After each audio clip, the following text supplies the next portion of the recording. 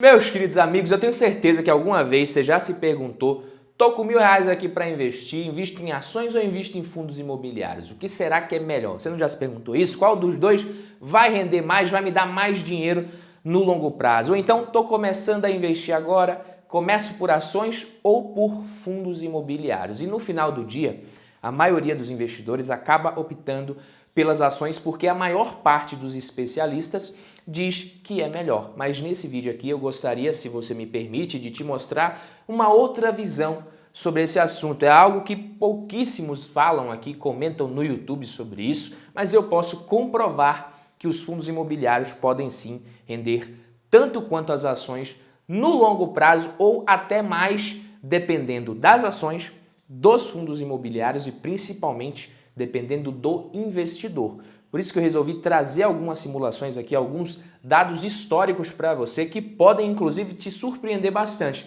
Então, já deixa o like nesse vídeo aqui, quem já é de casa já sabe que o vídeo vai ser bacana e vamos aos disclaimers de sempre aqui no canal. Primeiro, esse vídeo não é recomendação de investimentos, nem de compra, nem de venda, nem de nada. Disclaimer número 2, lugar de mão de alface é na renda fixa quietinho. Comenta aqui embaixo para eu saber que você é investidor de longo prazo raiz. Agora eu quero ver, você vai escrever bem aqui embaixo nos comentários, lugar de mão de alface é na renda fixa. Escreve aí, renda fixa que, diga-se de passagem, ela sim vai ser a que vai render menos do que tudo que a gente vai falar aqui. E vamos logo para o que interessa aqui, né? Parar de enrolar. O primeiro ponto que a gente precisa entender é a origem dessa comparação.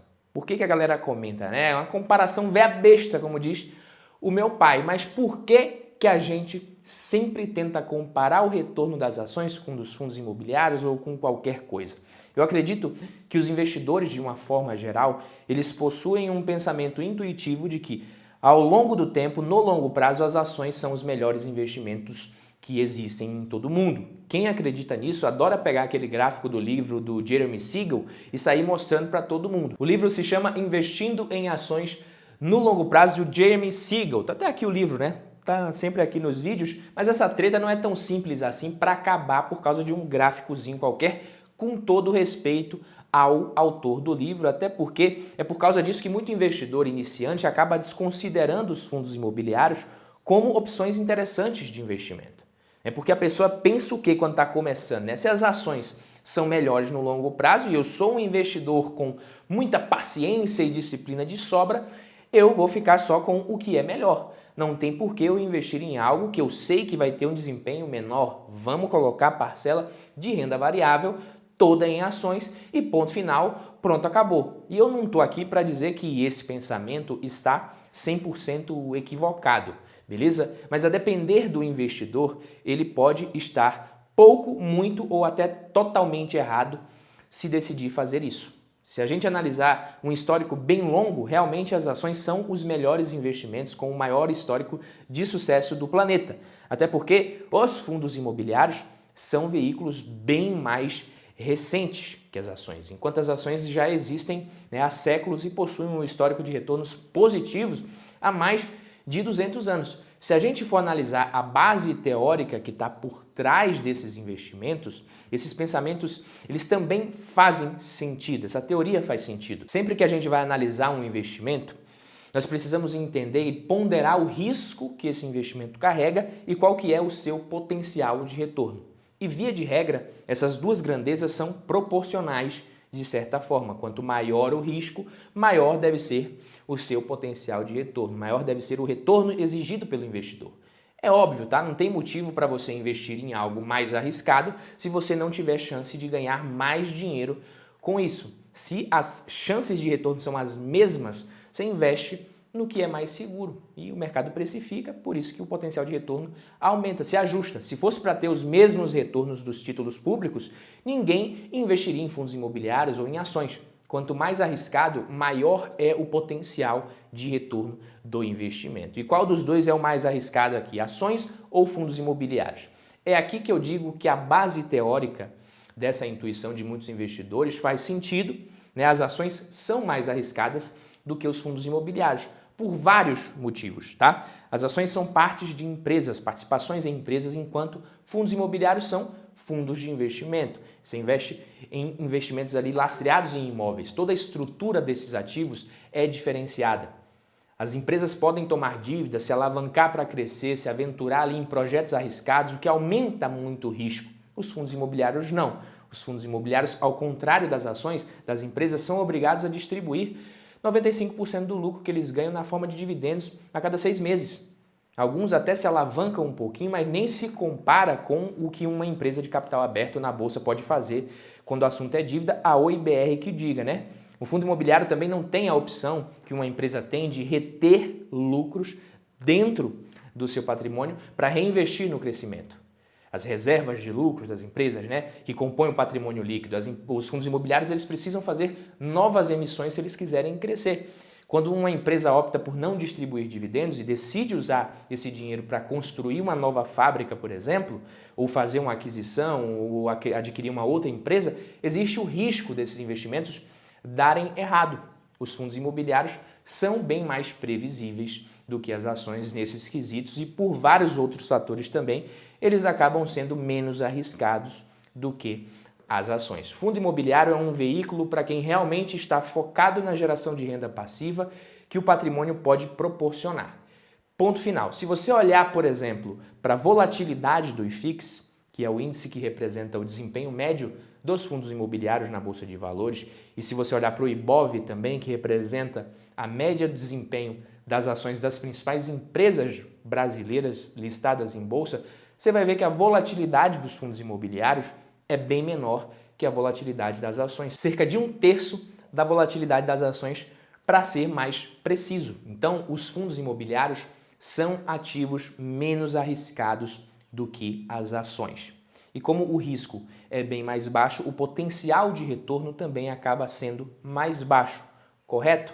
Ou seja, na teoria, até faz realmente muito sentido. Como os fundos imobiliários possuem um risco menor do que o risco das ações, é plausível que a gente pense que eles vão de fato render menos do que as ações ao longo do tempo, mas isso é só a teoria, isso é só a intuição. Na prática mesmo, será que é isso que realmente acontece? É isso que a gente vai ver agora. Vamos fazer uma simulação aqui do que aconteceu, na verdade, vamos ver o histórico do que aconteceu nos últimos anos e ver se realmente os fundos imobiliários superaram ou não as ações, tá? E para a gente fazer essa comparação, eu trouxe o IFIX e o Ibovespa. Eu escolhi os próprios índices de mercado porque fica uma comparação mais simples e mais justa, né? A gente vai pegar o IFIX, que representa o desempenho médio dos fundos imobiliários, e o Ibovespa, que representa o desempenho médio das ações, e ver qual deles que rendeu mais na última década. Como o IFIX foi criado em 2011, 2012, ele é um índice mais recente e a gente nem consegue fazer esse tipo de análise para períodos maiores. Mas de 2012 até hoje já dá para a gente fazer uma comparação legal aqui na análise que a gente está propondo. Então, vamos logo aqui para a simulação. De setembro de 2012 até o momento, o IBOV rendeu cerca de 101%, enquanto o IFIX ultrapassou os 97% de rendimento, como você pode ver. Um resultado interessante e que, se você olhar nesse outro gráfico que compara os dois até esse ano, você percebe que a linha azul do Ibovespa muitas vezes é superada pela linha laranja do IFIX, ao contrário do que seria esperado por aquela relação de risco e potencial de retorno que a gente tinha comentado. Isso, obviamente, não comprova de forma definitiva que os fundos imobiliários são melhores do que as ações, ou que as ações são melhores, porque é só uma janela relativamente curta de tempo, de 2012 a 2022. Como os fundos imobiliários são bem menos arriscados, seria natural a gente esperar um retorno bem maior das ações para ter compensado. A gente precisaria de um prêmio de risco bem maior e eles praticamente ficaram empatados, como a gente viu. Se você pegar outra janela de tempo, o resultado ele poderia ter sido diferente. As ações poderiam ter ganhado, os fundos imobiliários terem ganhado, enfim. Mas, de fato, dá para perceber que quando a bolsa sobe muito, os FIIs sobem menos. E quando a bolsa cai demais, os fundos imobiliários também caem menos. O que prova que, realmente, os fundos imobiliários são menos arriscados mesmo. Quando a gente olha para um mercado mais desenvolvido, como o mercado dos Estados Unidos, isso daqui até parece que se repete. Se a gente fizer um comparativo lá fora dos REITs, que são os investimentos mais parecidos com os fundos imobiliários aqui no Brasil, ao comparar os REITs com as ações americanas, o resultado também acaba favorável e muito para os REITs. Tá? Nem foi quase um empate como a gente teve aqui, não. Os REITs ganharam de lavada. O índice usado nas ações lá fora foi o S&P 500 e o dos REITs é o All Equity REITs. Ao analisar desde a década de 70 até os dias de hoje, o retorno fica muito maior no lado dos REITs. Em média, as ações renderam 7,35% ao ano, rentabilidade real, enquanto os REITs 11,7% ao ano, o que é um resultado 6 vezes maior. $100 investidos em ações no ano de 1971 teriam se transformado em $2.727, enquanto a mesma quantia investida em REITs teria se transformado em $18.617,67 no ano de 2018. Com base nesses patamares de retorno aqui, considerando que você investiria R$500 por mês, você levaria cerca de 36 anos para juntar 1 milhão investindo em ações americanas, enquanto nos REITs esse período seria de mais ou menos 27 anos, ou seja, 9 anos a menos para você ficar milionário investindo nos REITs ao invés de investindo em ações, investindo nos investimentos lastreados em imóveis ao invés de investir em empresas. Mas vale lembrar que os REITs são apenas parecidos com os fundos imobiliários, eles não são iguais. Algumas características desse tipo de investimento permitem que os REITs possam seguir uma dinâmica parecida com a das empresas em bolsa, inclusive.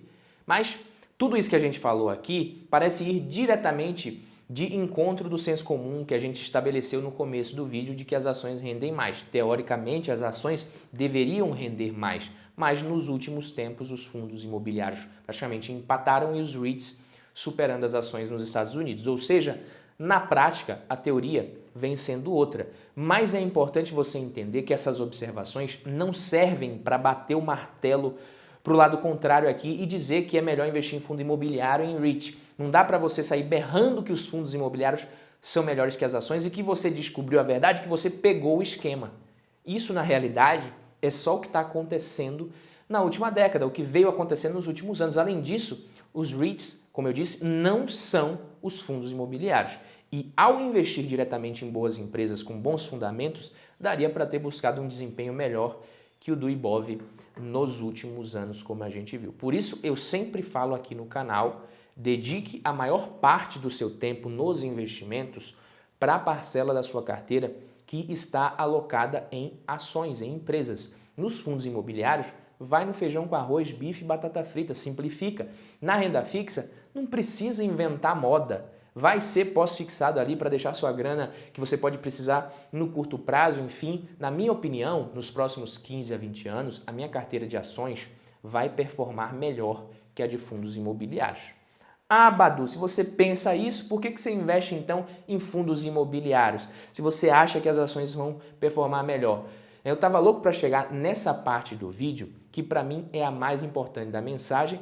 Mas antes de tudo, quem ficou até aqui, comenta aqui embaixo, hashtag até o final, que eu quero ver quem ficou até aqui no vídeo. Só os fortes ficam até aqui. O intuito desse vídeo aqui não é provar a superioridade dos fundos imobiliários frente às ações, nem o contrário. Primeiro, eu quero dizer que nem sempre as ações vão render muito mais do que os fundos imobiliários, como tem muita gente aí que gosta de falar no YouTube como se fosse simples. E não é só o potencial de retorno que você analisa na hora de montar uma carteira de investimentos. Se não era só dar all-in em Bitcoin que a carteira estava montada, estava resolvido. O que eu quero que você leve de mensagem desse vídeo aqui, investidor, é o seguinte. Quando você olha para o gráfico do desempenho do mercado de ações no longo prazo, qualquer leigo, até mesmo pessoas que já investem, o que elas podem pensar? Elas podem chegar à conclusão de que teria sido tranquilo manter as posições compradas durante todo aquele período. Mas o desempenho do mercado não é igual ao desempenho do investidor.